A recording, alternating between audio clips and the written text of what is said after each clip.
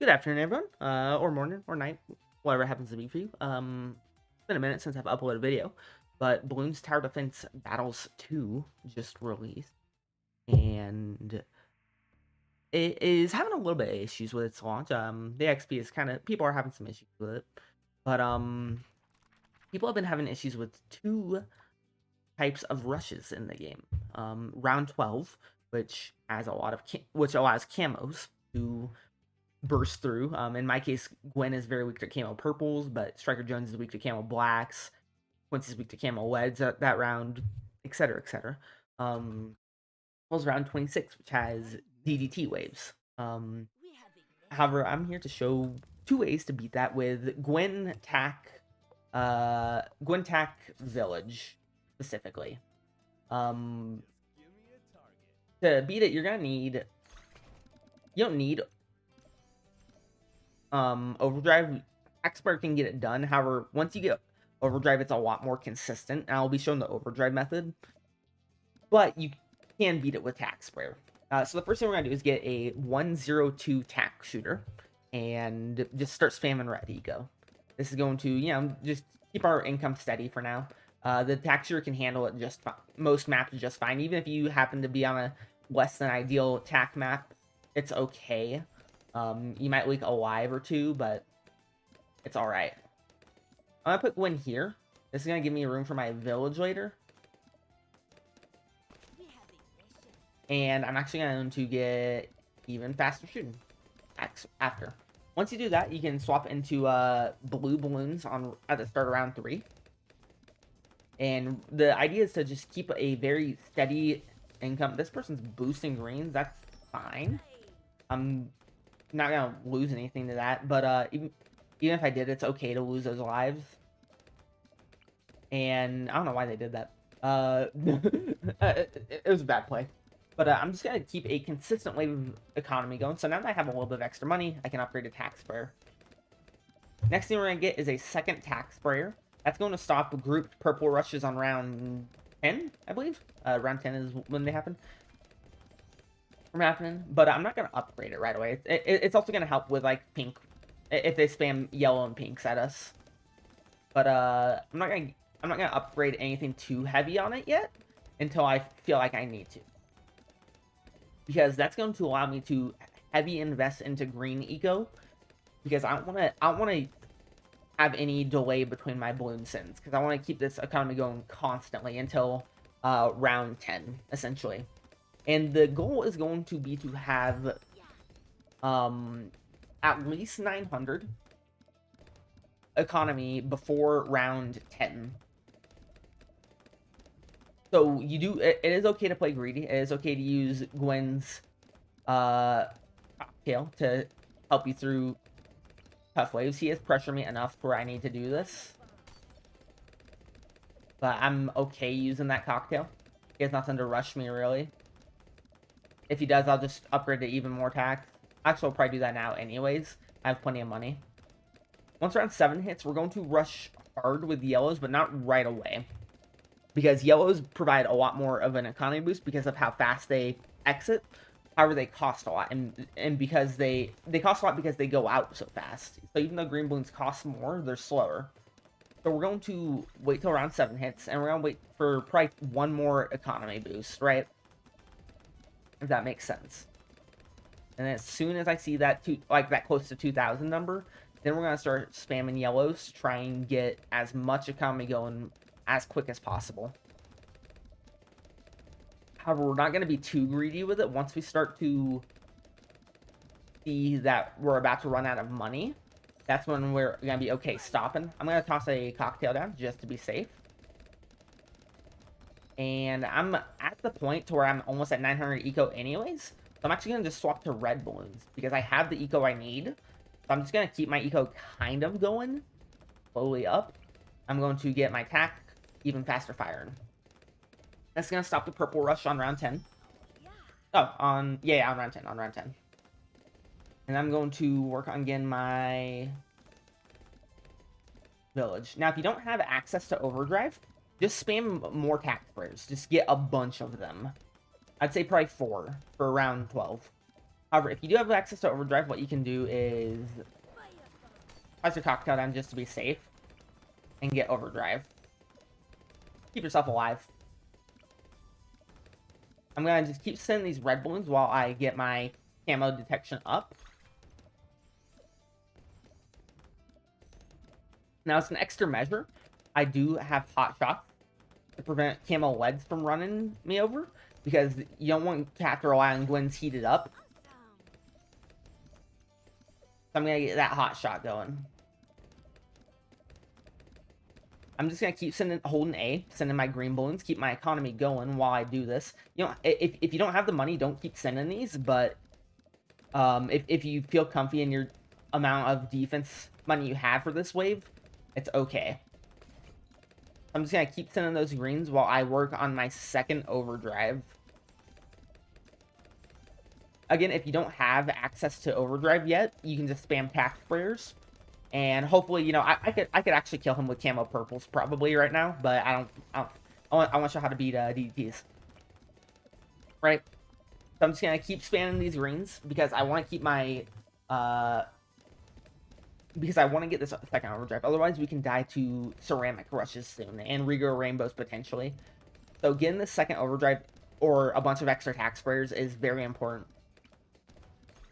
Next thing we're gonna get is jungle drums. Keep these going.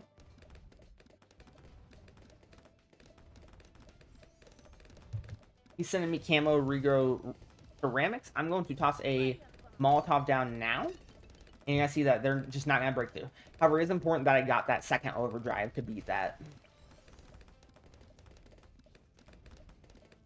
And once we hit round 17, I'm going to swap over to yellow balloons for eco. Because I have a bunch of extra money now, so I'm not in a super big worry. I'm going to clear that obstacle.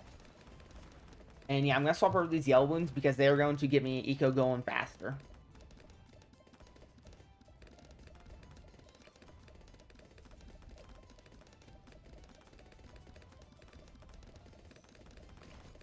I'm going to get one more overdrive. Probably wait a little longer than I did there if you don't have the money for it. But this is just going to really stabilize my defense for Moab rushes. I'll probably get rid of this hot shot later. The only reason I get hot shot is in case they rush with camo reds plus purples on 12. But that's less common and not as... And you can still beat it even without the hot shot. So it's not a huge deal, but it does help. And it's a cheaper alternative to get an overdrive during that... A second overdrive during that rush if they try it. I'm going to swap over to pinks now. I have a lot of excess money. I'm going to start building up to 2,500.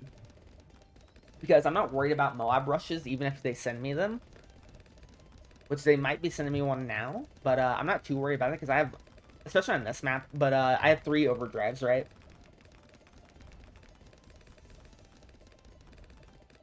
If you do have access to primary training or MIB, this will help with the DDT rush, but it's not necessary.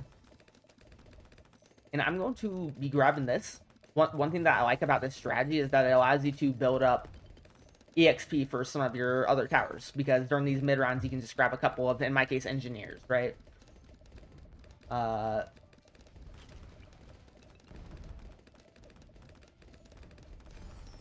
Again, the goal is still to get to 2,500 eco. And then as soon as I'm at that, I can just start building defenses for the counter rush.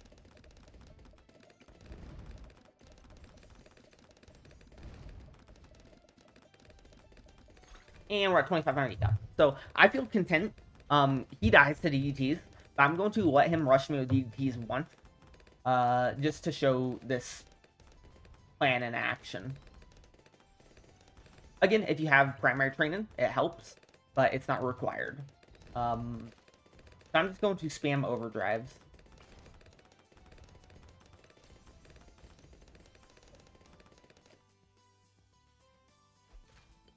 The more, the better. They're sending me a bunch of regrowth ceramics and rainbows. I'm honestly not worried about that, but I am going to drop my cocktail down just to be safe. And yeah, those get shredded. I'll get rid of this hot shot now. I don't need it. Ooh, I do have room for another attack there.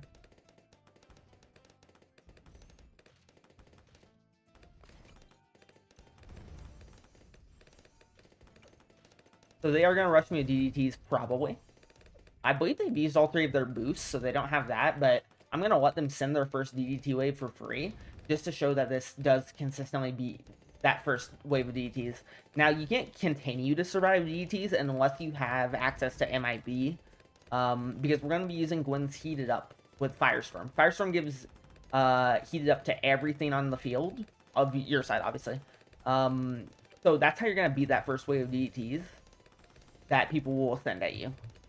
Now, conversely, Quincy, he doesn't really do anything to DDTs at all, so he has to require his towers to do it. But boats by themselves are not going to be able to handle fortified DDTs. Make sure you fortify them. They are sending me a ZOMG. A banded ZOMG is a threat. However, you can beat it. I'm just going to keep getting attacks.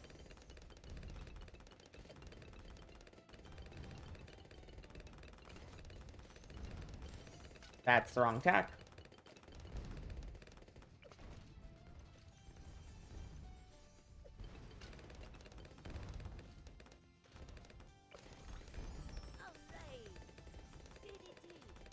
And they're sending a DDT with it.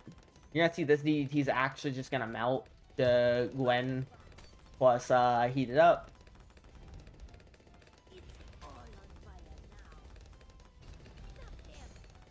I did lose some lives there, but I wanted to show that like the Heated Up will beat it. Is what I wanted to show. All right, I'm gonna send them DDTs now.